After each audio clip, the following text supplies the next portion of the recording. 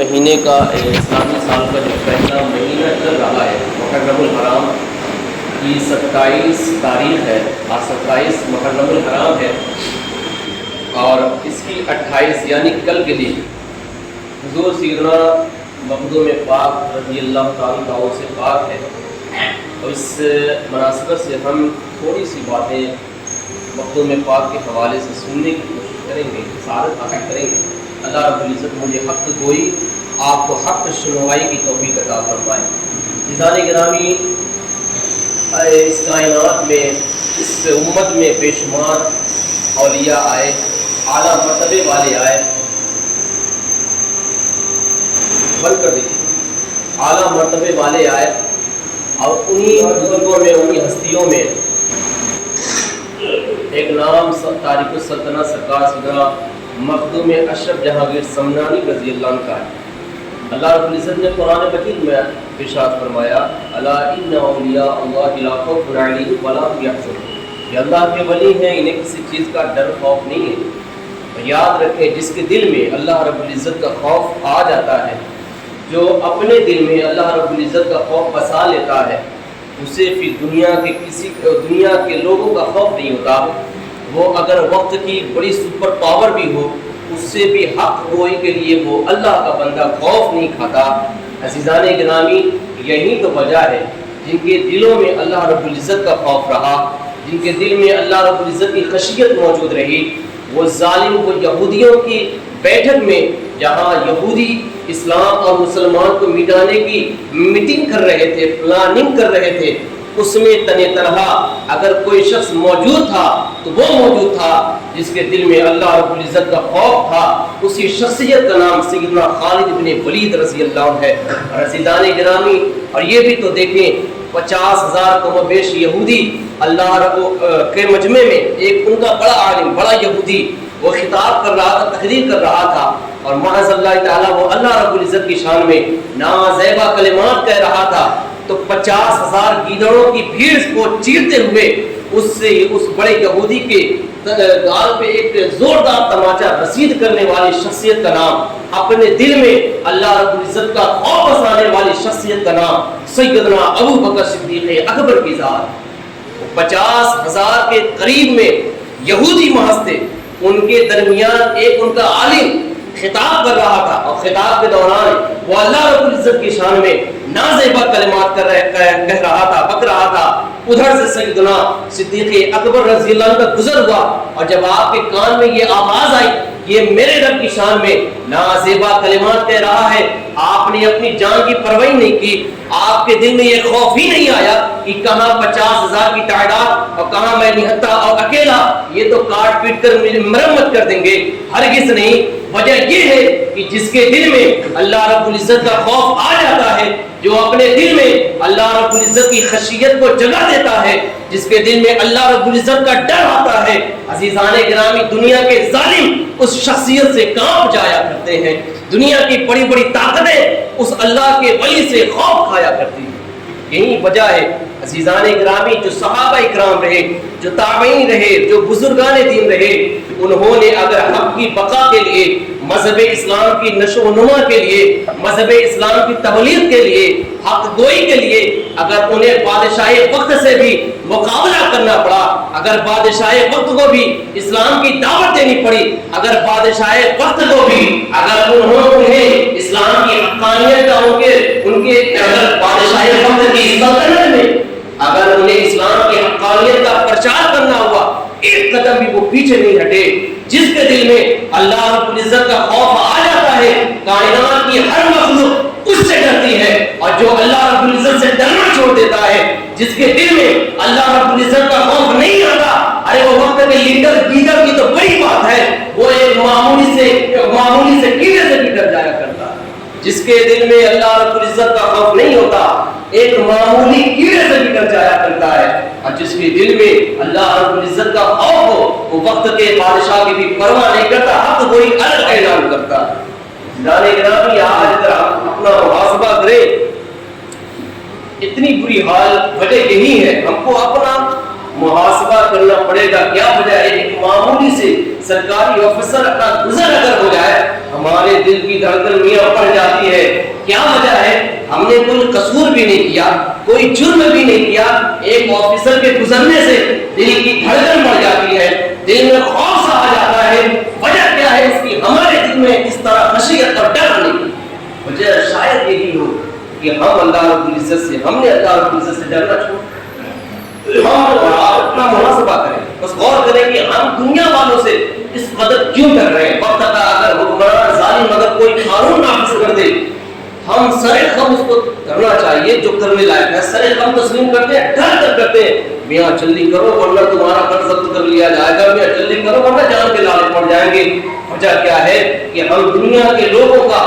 خوف دل میں اپنے دل میں اس قدر بسائے ہوئے ہیں، لیکن اللہ رب العزت نے بارہا بار قرآن مجید میں اپنی طرف سے اس نے جو ڈر ہمیں عطا کیا، اس نے اپنی طرف سے جو ہمیں ڈرنے کا حکم دیا، نماز چھوڑنے پر جو سزائیں بیان کی، جو زنا کرنے پہ سزائیں بیان کی، جو شراب نوشی پر سزائیں بیان کی، جو ماں باپ کی نافرمانی کرنے پہ رب تعالی نے سزائیں بیان کی، انہیں سن کر ہمارے بدن پہ ذرہ برابر بھی حرکت نہیں آتی، ہمارے وجود میں ذرہ برابر بھی تبدیلی نہیں آتی۔ اور یاد رکھیں دنیا کا قانون تو بدل سکتا ہے، دنیا کے لوگ جو کہیں وہ کر بھی نہیں سکتے ہیں، ان کا کہنا جھوٹ بھی ہو سکتا ہے، لیکن یاد رکھیں عزیزان گرامی، یہ سورج پانی تو برسا سکتا ہے، یہ سورج سبزہ تو اگا سکتا ہے، آسمان سے سبزیاں تو برس سکتی ہے، آسمان سے پھل تو برس سکتے ہیں، یہ زمین تو سورج اگا سکتی ہے، اس زمین سے تو عزیزان گرامی دھوپ بھی نکل سکتی ہے،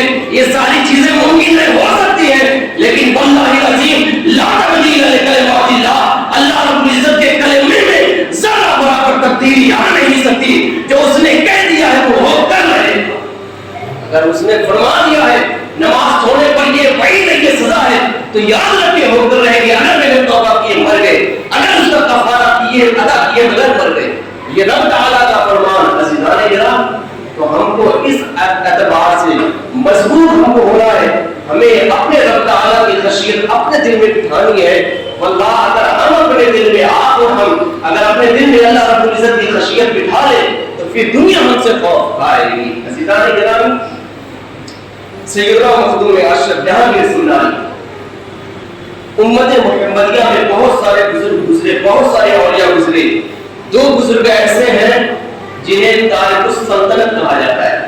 دو بزرگوں کا ہی محض خاصیت ہے، لیکن دو بزرگوں کا خاصہ ہے کہ وہ تارک السلطنت کہلائے، وہ تارک السلطنت ہوئے۔ ان میں ایک نام سیدنا ابراہیم بن ادہم رضی اللہ عنہ کا، دوسرا نام تارک السلطنت سے کہا سیدنا مخدوم اشرف جہانگیر سمنانی۔ آپ نے سمنان کی سلطنت پر ٹھوکر مارا۔ اب یہاں غور طلب کلام یہ ہے عزیزان گرامی، اگر ہم سے یا آپ سے اگر کوئی کہہ دے ایک دن اپنے موبائل کا استعمال کرنا ترک کر دیں، موبائل کوئی نہیں چھوڑ دیں، صرف ایک دن 24 گھنٹے اپنے موبائل کا استعمال کرنا ترک کر دیں، اگر ہو سکتا ہے کوئی ہمت کرے، ہاں میں اپنی موبائل کا استعمال ایک دن مسلسل نہیں کروں گا، لیکن عزیزان گرامی اس قدر اس کی لت لگ چکی ہے، اس قدر وہ ہمیں عزیز ہو چکی ہے، اس قدر ہمیں اس سے محبت ہو چکی ہے، اگر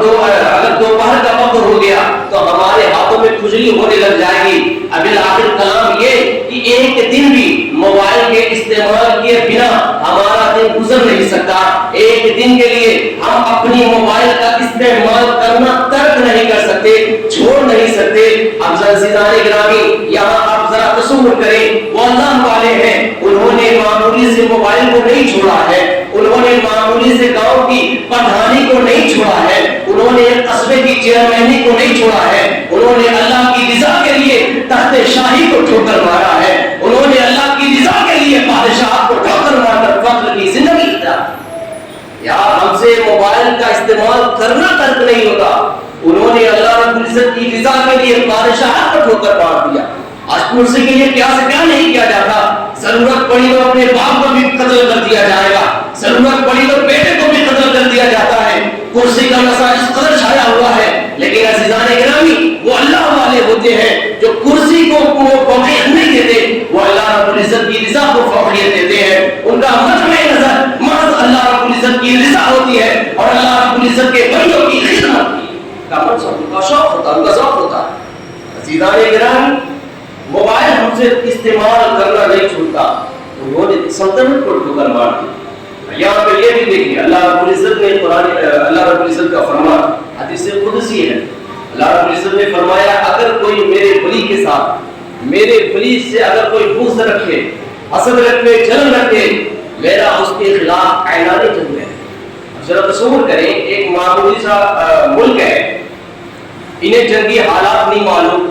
جنگی مہارتیں انہیں نہیں حاصل، نہ ان کے پاس اوزار ہے، ہتھیار ہے، تعداد ہے، کچھ بھی نہیں ہے، یہ ایک معمولی لاتعداد مختصر سی تعداد کا ایک ملک ہے۔ دوسری سائڈ میں ایک پاورفل ملک ہے، اس کے پاس جنگی مہارتیں بھی ہیں، اس کے پاس حکومتیں بھی ہیں، فوجیں بھی ہیں، اوزار، ہتھیار، سب کچھ ہے، سب کچھ ہے۔ اگر یہ بڑا قدرت والا، بڑی طاقت والا ملک اس چھوٹے سے ملک سے کہہ دے خبردار، یہ کہہ دے تیرے خلاف اعلان جنگ ہم کرتے ہیں، تیار ہو جائے، آپ ذرا بتائیں نا، نہ اس کے پاس جنگی مہارتیں ہیں، نہ کوئی زیادہ کوئی تعداد ہے، نہ اوزار ہتھیار ہے، کچھ بھی نہیں ہے، اور اس کے پاس ساری چیزیں موجود ہیں، اب یہ کس قدر اس بڑی قوت کا مقابلہ کرے گا؟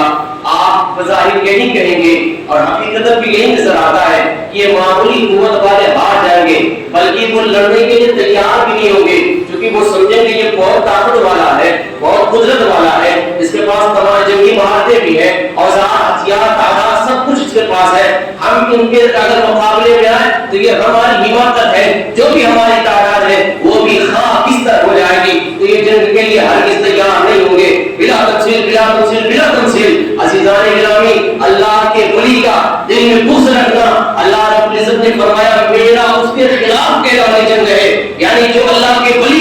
کا اپنے دل میں بغض رکھے، جلن رکھے، نفرت رکھے، اللہ رب العزت اس کے خلاف اعلان جنگ فرماتا ہے۔ آپ ذرا بتائیں نا کون سی قوت ایسی ہے جو اللہ رب العزت سے جنگ کرنے کے لیے تیار ہو جائے؟ کون سی قوت ہے، کون سی قدرت ہے، کون سی تعداد ہے، کون سی جنگی مہارتیں ہیں جو اللہ رب العزت کے سامنے جنگ کے لیے آ جائے؟ عزیزان گرامی، ارے خالق حقیقی تو وہی ہے، قوت حقیقی تو وہی ہے، ارے قدرت اسی نے عطا فرمائی، رزق اسی نے عطا فرمائی، جنگی مہارتیں اسی نے عطا فرمائی، تعداد اسی نے عطا فرمائی، سب کچھ تو اسی کا عطا کیا ہوا ہے۔ اگر وہ کسی سے کہہ دے تیرے خلاف میرا اعلان جنگ ہے، کون سی تعداد ایسی ہے، کون سی قوت ایسی ہے، کون سی قدرت ایسی ہے جو اسے قہار و جبار کے عذاب سے بچا سکے؟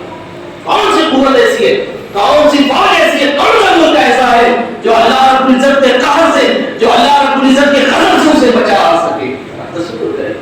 اللہ رب العزت نے فرمایا جو میرے ولی سے بغض رکھے، نفرت رکھے، حسد رکھے، میرا اس کے خلاف اعلان جنگ ہے۔ اللہ رب العزت کے لیے اپنی مال و جان کو قربان کر دینا، اللہ رب العزت کے لیے اپنی خواہشات کا قربان کر دینا، اللہ رب العزت کے لیے اپنی ایک ایک سانس کا استعمال کرنا، اللہ رب العزت کی رضا کے لیے اپنا ہر ایک آن استعمال کرنا، اپنا ہر ایک وقت گزارنا، اپنی ہر ایک ساتھ گزارنا۔ جب بندہ اللہ رب العزت کی رضا کے لیے، اللہ رب العزت کی خوشی کے لیے اپنا شب و روز گزارتا ہے، عزیزان گرامی وہ وقت بھی آ جاتا ہے کہ جب وہ دعائیں کرتا ہے تو اللہ رب العزت اس کی دعا کو قبول فرما لیتا ہے، وہ وقت بھی آ جاتا ہے اللہ رب العزت اسے مستجاب الدعوات بنا دیتا ہے، وہ جو دعائیں کرتا ہے اللہ رب العزت اپنے فضل سے اس کی دعاؤں کو قبول فرما لیتا ہے۔ اگر وہ بیمار کو کہہ دے اللہ تجھے شفا دے، اللہ اسے شفا عطا فرما دیتا ہے۔ اللہ رب العزت اگر وہ اللہ کا ولی اگر کسی کو چور کو کہہ دے اللہ تجھے پارسا بنا دے، تجھے ولی بنا دے،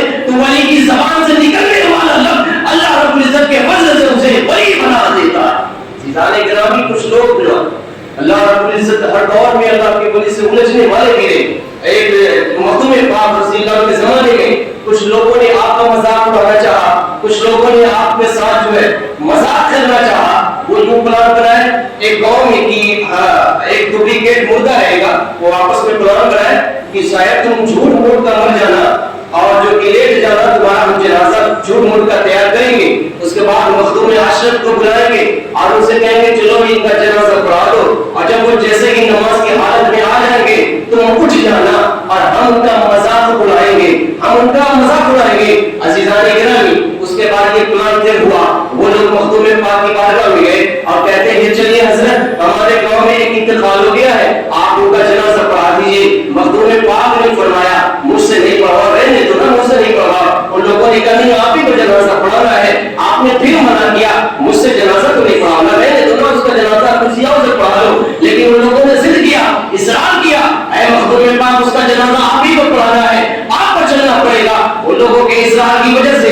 مخدوم پاک آئے اور اس کے بعد آپ نے نیت باندھی، تکبیر کر کے ہاتھ باندھ لیا. اب پیچھے یہ لوگ انتظار کر رہے ہیں کہ وہ جو ڈپلیکیٹ مردہ ہے اب اٹھا دو مخدوم پاک کا مزہ لے، اب اٹھا دو یہ مخدوم پاک کا مزہ اڑائے، اب اٹھے تب اٹھے، اب اٹھے تب اٹھے، حتیٰ کہ مخدوم پاک نے سلام پھیر دیا، جنازہ کی نماز مکمل فرما دی. آپ نے پھر فرمایا لے جا اس کو دفن کر دو. عزیزان گرامی ان لوگوں نے یہ سوچ میں پڑ گئے، حیرت میں پڑ گئے، یار ہم نے تو اس کو مردہ، ہم نے تو اس کو جھوٹ موٹ کا مردہ لٹایا تھا، یہ تو مردہ ہی نہیں تھا، آخر یہ اٹھا کیوں نہیں؟ چادر ہٹاتے ہیں، اس کو جھنجھوڑتے ہیں، جگاتے ہیں. واللہ العظیم وہ حقیقی معنوں میں مردہ ہو چکا تھا. عزیزان گرامی وجہ یہ تھی وہ حقیقت میں تو زندہ تھا، لیکن جنازہ اللہ کے ولی نے پڑھا دیا تو اس جنازہ پڑھانے کی وجہ سے وہ حقیقی معنوں میں مردہ ہو گیا. اللہ کی زبان سے، اللہ کے ولی کی زبان سے جو کلمات نکلتے ہیں اللہ رب العزت اپنے فضل سے ان کلمات کو پورا فرما دیتا ہے.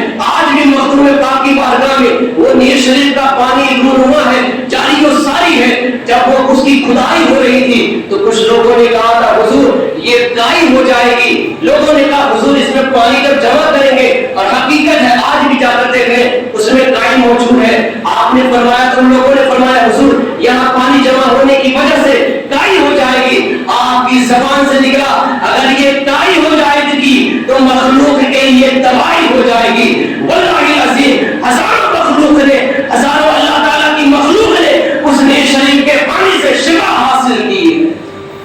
اس پانی کے بدولت آپ کی زبان سے وجہ اس پانی کا کمال نہیں، اللہ کے ولی کے نکلنے، اللہ کے ولی کے زبان سے نکلنے والے کلمے کا یہ اثر ہے. آپ نے فرما دیا تھا اگر یہ کائی ہو جائے گی مخلوق کے لیے دوائی ہو جائے گی. آج بھی اس پانی کو لے کر مریض لے کر جاتے ہیں اور اس سے نفع حاصل کرتے ہیں. عزیزان گرامی اللہ کے بزرگوں کی، اللہ کے ولیوں کی شان بڑی اعلیٰ ہے. وجہ صرف یہ ہے، مقصود اور وجہ اور صرف وجہ یہ ہے کہ انہوں نے سب کچھ اپنی پوری زندگی کو اللہ رب العزت کی رضا کے لیے گزار دیا. ورنہ یہ 700 600 برس ہو گئے، 800 برس ہو گئے، 1000 برس ہو گئے، نہ ہمارا ان کی نہیں حال ہے، نہ ہمارا کوئی ان سے خونی رشتہ ہے، لیکن آج ہم بیان کر رہے، آپ سن رہے، دنیا میں ان کا ذکر ہو رہا، ان کا چرچا ہو رہا، بہت سارے بزرگوں کا چرچا ہو رہا. وجہ یہ ہے کہ انہوں نے سلطنت کے لیے اپنی زندگی قربان نہیں کی، انہوں نے اپنے نام و نمود کے لیے اپنی زندگی کو قربان نہیں کیا،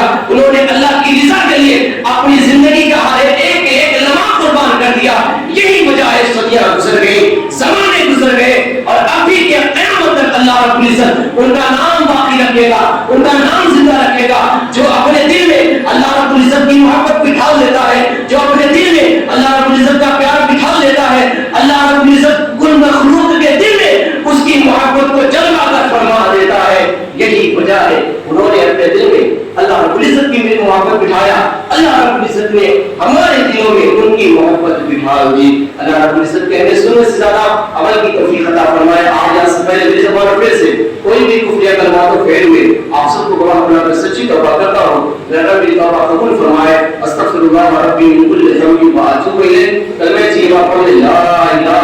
الا اللہ محمد رسول اللہ. جو سنت نہیں پڑھے پڑھ